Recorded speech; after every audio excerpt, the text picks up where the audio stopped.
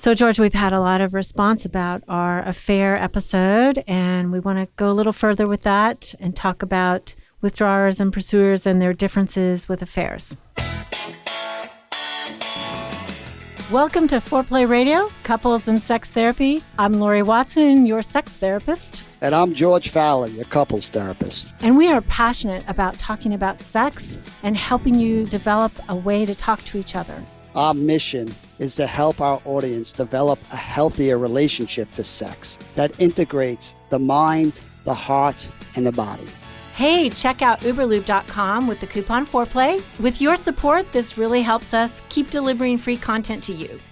All right. I do love the feedback that we're getting through the mailbag. I mean, it challenges us to get clearer and more specific, and it's so rich when people are letting us into their lives and just wanting to get clearer. I agree. I mean, I think this helps shape where we need to go as a podcast, what's burning in people's hearts, what they want to hear, what they're needing to hear. So we thank you. We don't get back to everybody, but we try to at least acknowledge that you've sent us a question or a problem or just shared your hearts with us. And again, thank you for your encouragement. We often get a lot of letters like that too. And, you know, we're just talking into a mic. We don't see how it hits people until we hear from you. So thank you. And the question around, I mean, I like to zoom out always and say, hey, pursuer and withdrawer are both human. Right? We have the same emotions, the same needs. When our partner who's promised to love us betrays that love, it causes hurt and sadness and doubt and mistrust. Right? But there are some important nuances in kind of the moves that we have. So if we start off with a withdrawer, let's say the withdrawer is the one who is the offender. Yeah. And withdrawers tend to be more likely to be a person who initiates the affair out of the two. And this is really hard to get because I think the pursuer is wanting more. And sometimes they are sexual pursuers too, and their withdrawing partner still acts out and has the affair. And it's a little incomprehensible, I think, to their partner, like, I'm begging for you. I need more from you. Why would you go into the arms of someone else when I'm wanting you?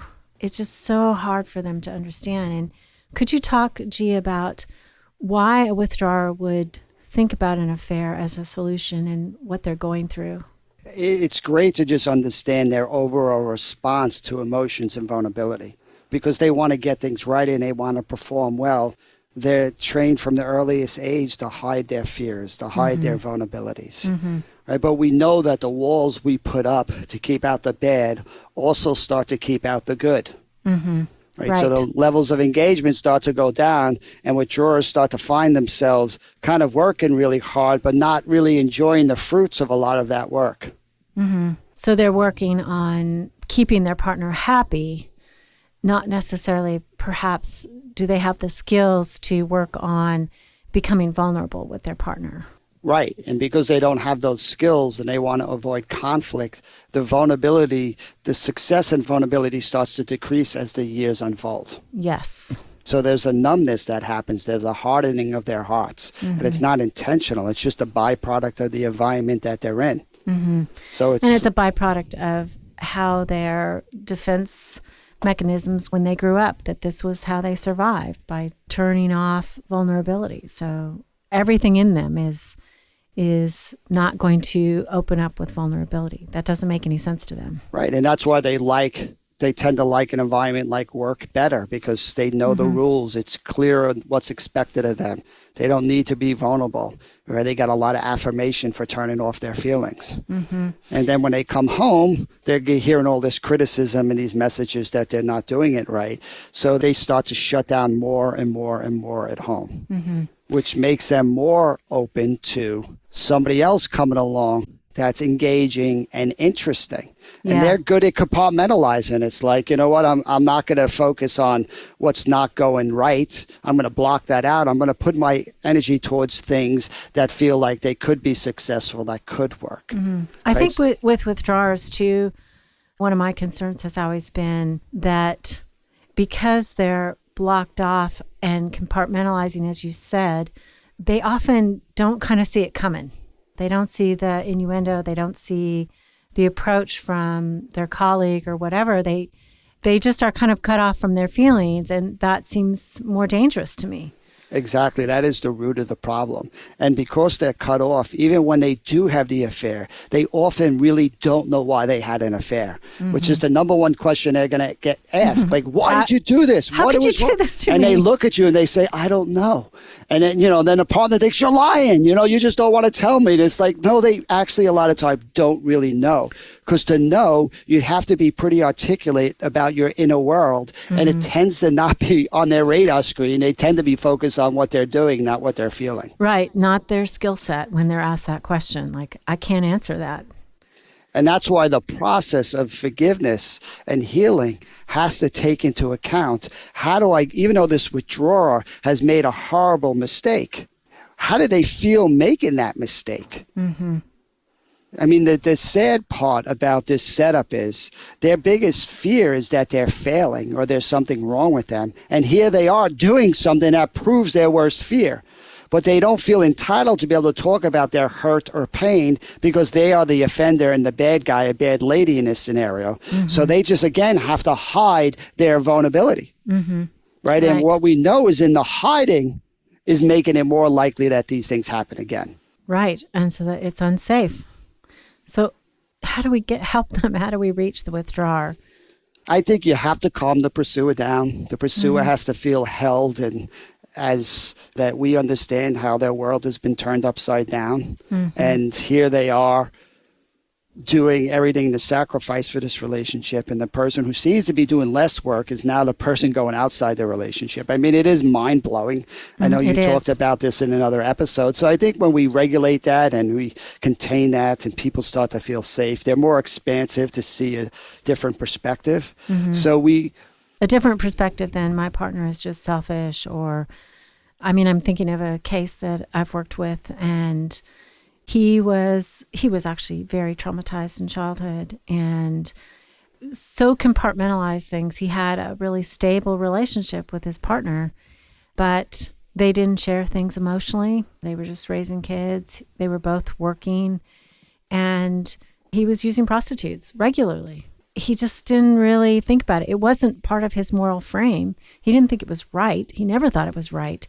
But he just couldn't conceptualize another way of being with his partner where he literally shared his desire, his sexual needs, his emotional needs. That just was not a part of who he was. And it's so hard for a pursuer to relate to that because they could never separate themselves that way. Yeah. It's very common for withdrawers because they can compartmentalize.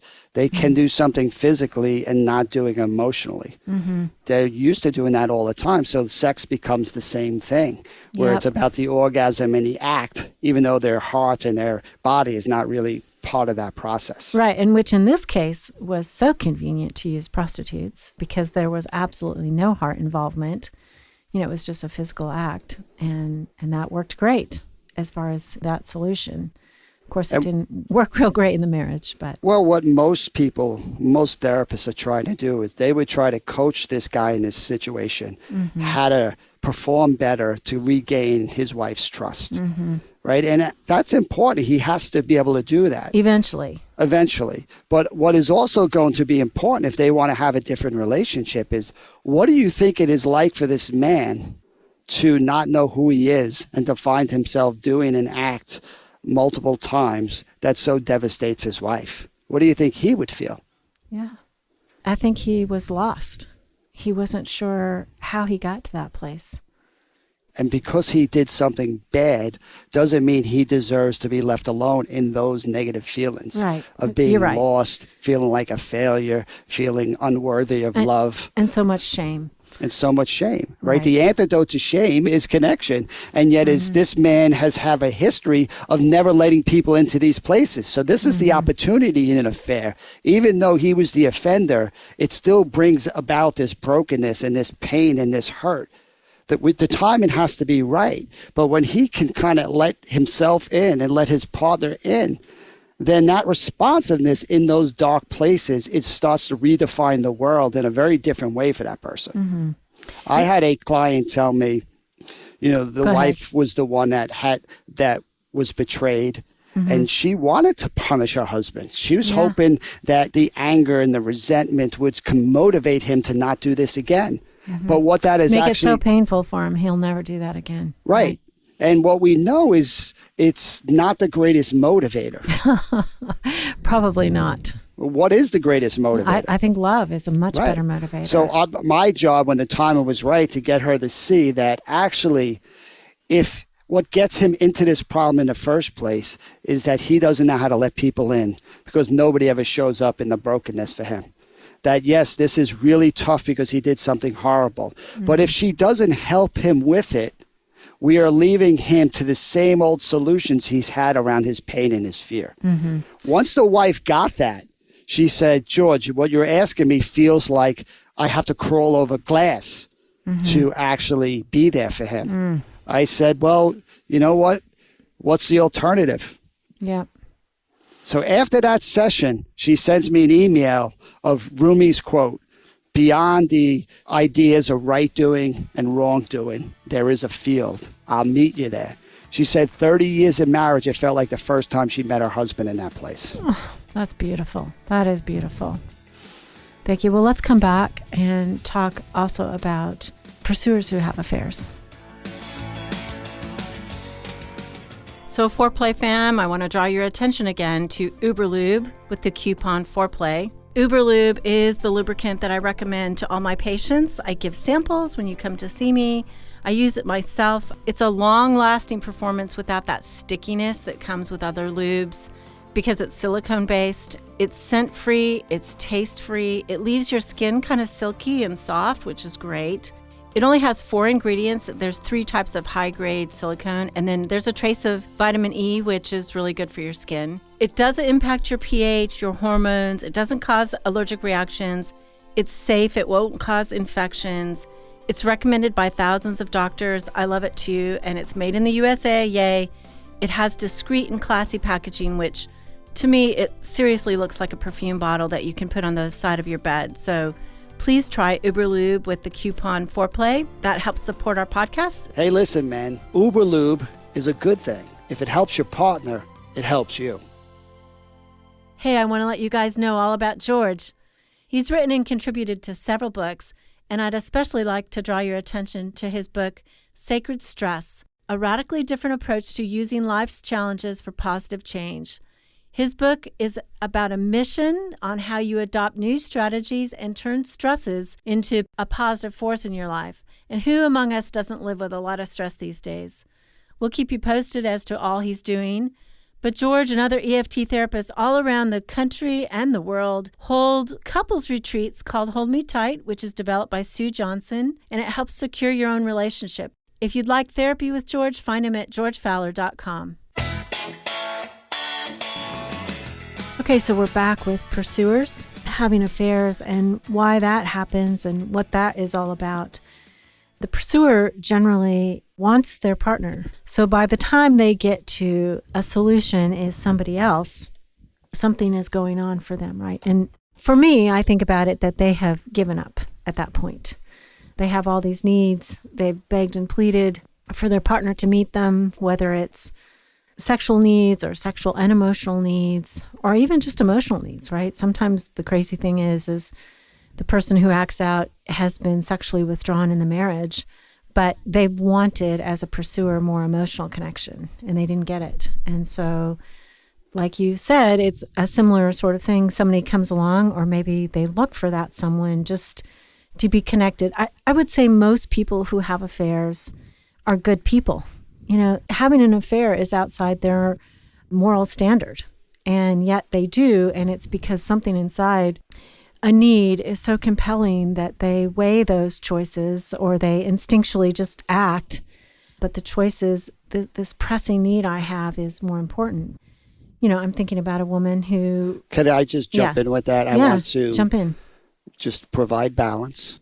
Because you're 100% right. There is really good reasons why both withdrawers and pursuers go down this slippery slope. Mm-hmm. I mean, what is worse, the withdrawer who doesn't say what they need or the pursuer who asks for what they need and don't get it? Both Yeah. of them are not getting what they need, right? When Right. you don't get what you need, you're more likely to look elsewhere. That's just pretty human. Yep. That's not saying it's okay, because it's about the most vicious, wicked thing we can do in a relationship a lot of the time. So we're trying to explore, in your example, of what happens for that person who wants more and communicates it and doesn't get it. Yeah. They feel, I think, so rejected and convinced that their partner will never come their way. And so the attention of another is incredibly seductive. I mean, it's so powerful to get attention when you've been starving for a long time. It's like, Right. wow, it feels so good. So you put in words to the pull. How do you help them after they've taken responsibility for that horrible mistake? How do they repair and build trust? Right. And I think that, as a pursuer, they're going to feel so much shame, because I think pursuers are ambivalent about their needs to begin with. And then when they do something that is against the marriage, against fidelity, I mean, they often have such a difficult time coming back to how their partner might be feeling, because they're just sunk in that shame place. I'm a bad person. Now you'll never love me. I've made it worse. You'll never be able to trust me again. And so the difficulty is helping them kind of deal with that internally, or with another therapist or with a friend, so that they can begin to see the pain that their partner has gone through in this, their withdrawing partner. And also, I think that in some ways we need to say to them, your need is legitimate. The need that you had for sexual attention, or just attention period, is legitimate. That is what a marriage is made of. And so I think that... Well, you're holding both truths. The need is legitimate, but the choice to cross the line and break your vows is not okay, right? You can hold both of them. Right. I think that pursuers have difficulty and tell themselves, I just need too much. So it's hard for them to hold on to that. Yeah. And I'm thinking of one person in particular. She was not a scathing, blaming pursuer. She actually respected her husband a lot, thought he did so much to provide for the family, and loved him, and talked about her sexual needs. And he thought she was attractive, but he just never initiated. And he had sexual desire. He just had trouble acting on that. And so eventually, of course, she found herself in an affair, and she didn't know if what she needed was appropriate for a marriage to meet. And then once he was angry with her for what she did, it was just very confusing. Sure. And I think this is the conundrum that most couples find themselves in after an affair. Mm-hmm. Right? Here's this pursuer who the root of her problem is feeling broken and ashamed and unlovable. And yet she doesn't feel entitled to share that, because she's made a mistake, mm-hmm. which means she has nowhere to go with her moments of greatest need with her partner. Right? And this is how couples miss each other in trying to heal. She'll try to hide those places in herself, and she'll try to prove that she's committed and loyal and promise not to do it again.